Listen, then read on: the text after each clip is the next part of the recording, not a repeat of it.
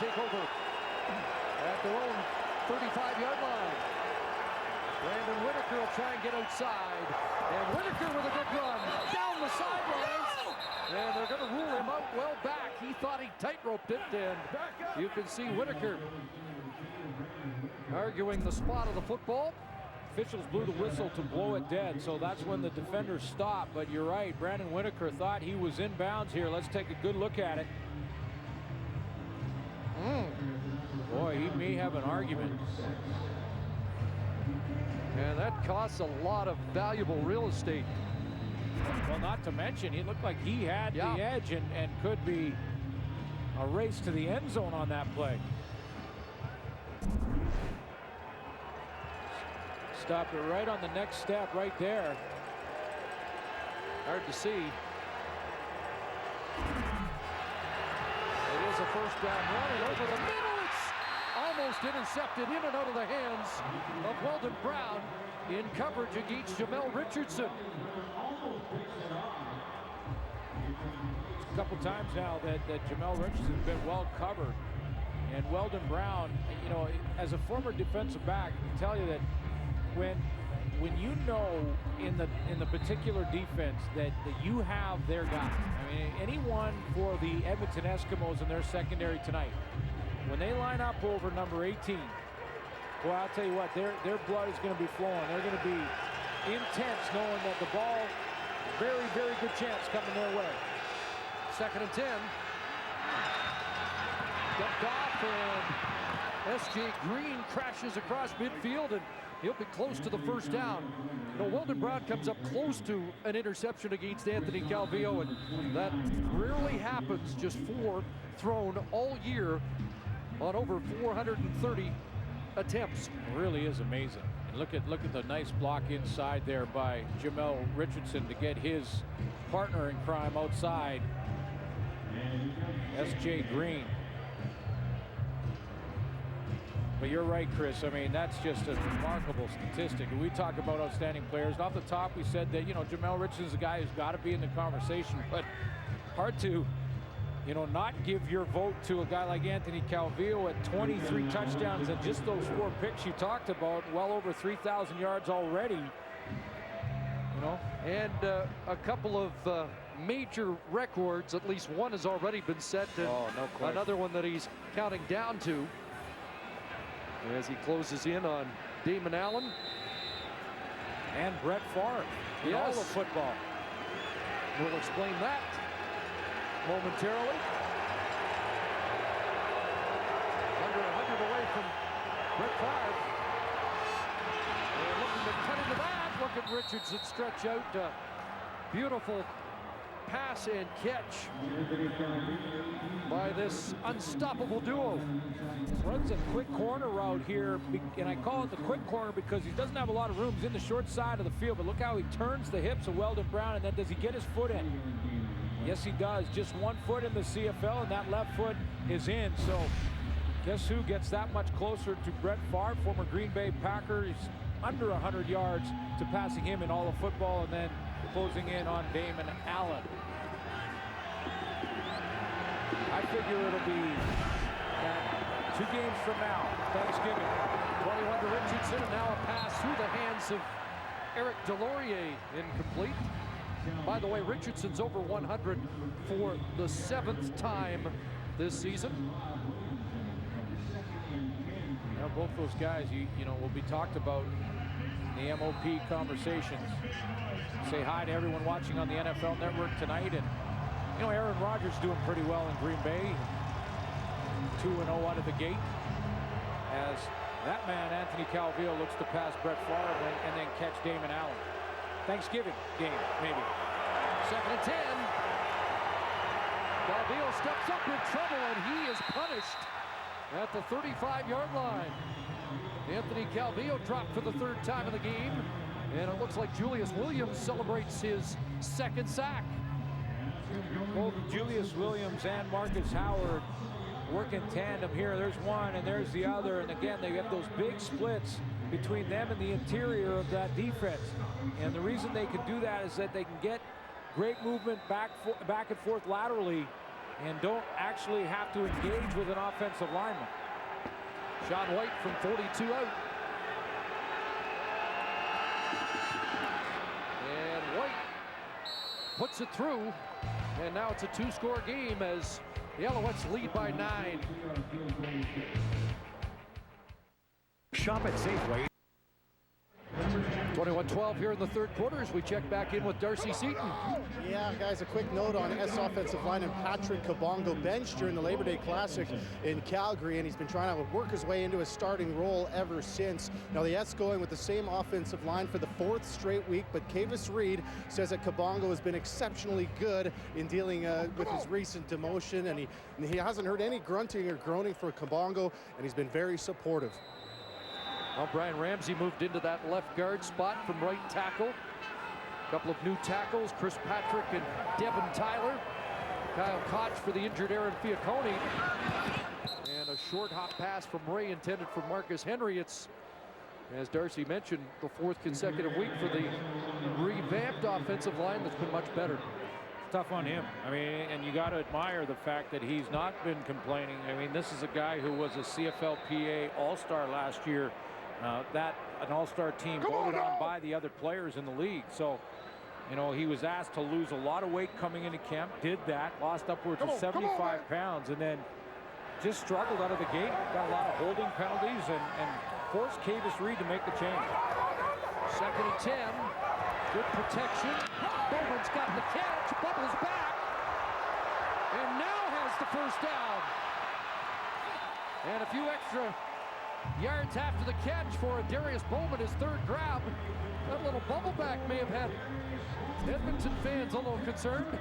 Well, he took a chance. I mean, hey, Darius Bowman here takes a big gamble because he had first down territory right there when he caught it.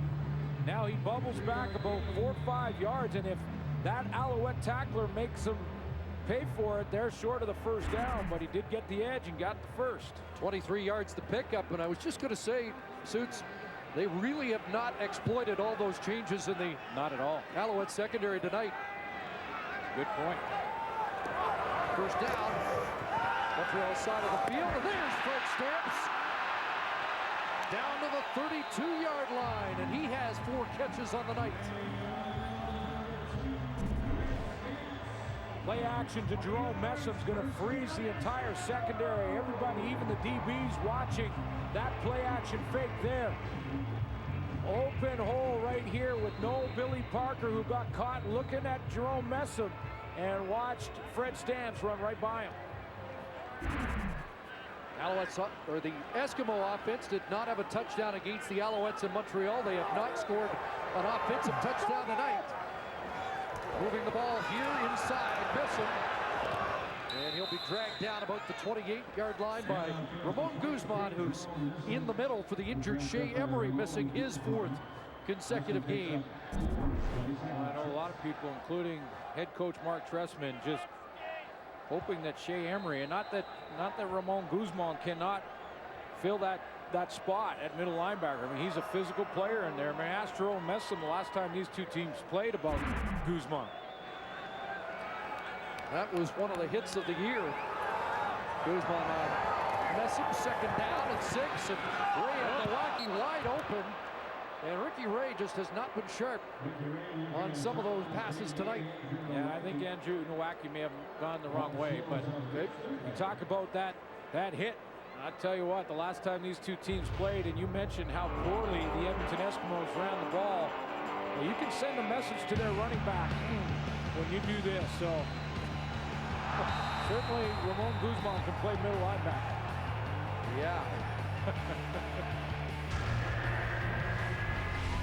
Well, Schiavone missed on his last attempt, and now from 35 he'll try and straighten it out, and he's got this one. And they get it back under a touchdown lead for Montreal. Another day, another dollar. This is Our League is brought to you by Nissan.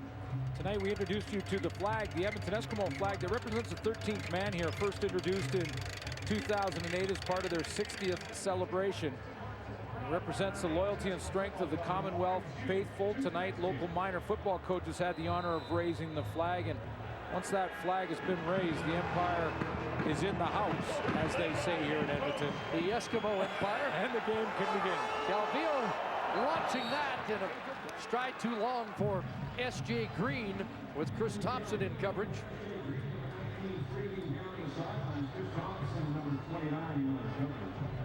Well, the umpire within 6 after giving up 18 consecutive points.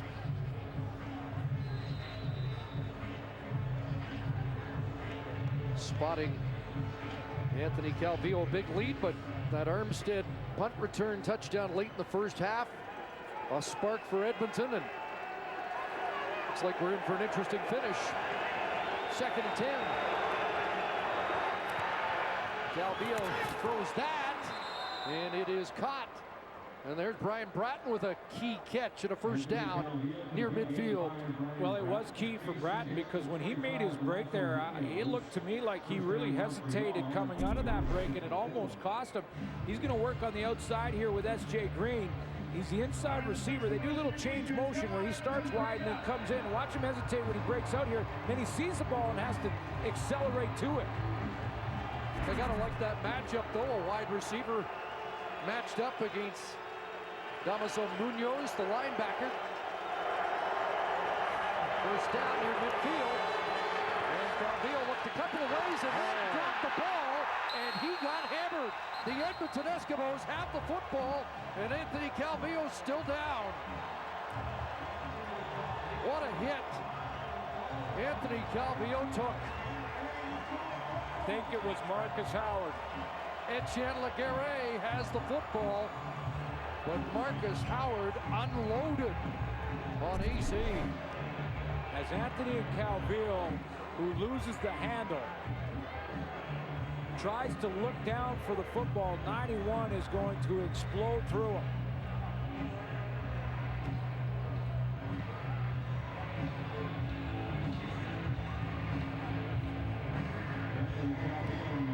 And there'll be plenty of concern on that Alouette sideline as Calvillo remains down.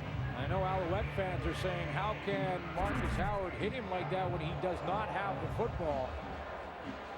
We slowed it down in slow motion, and I'm not sure that Marcus Howard knew that he didn't have it. Well, we've seen AC take some hellacious hits the last few years. Odell Willis last year, and that was cause for concern, and you can see that players on both teams concerned for the health of the quarterback right there, right between the numbers. By the looks of his chin strap there, the top of Howard's helmet may have got him on the chin as well.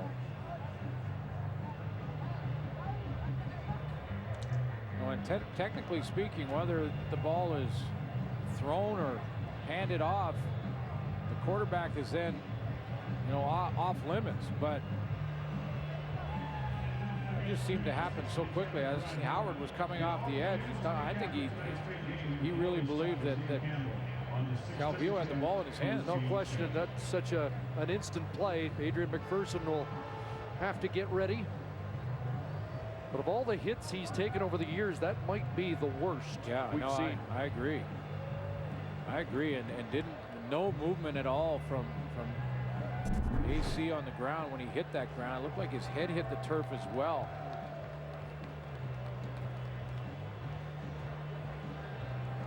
Huge turning point in the game potentially, and you wonder about the season potentially for the Alouettes. Oh, and just the way his helmet rocked like that, I think the top of Howard's helmet did get that chin, and it may have knocked Anthony Calvillo out before he hit the ground. Does look like the chin on that last shot.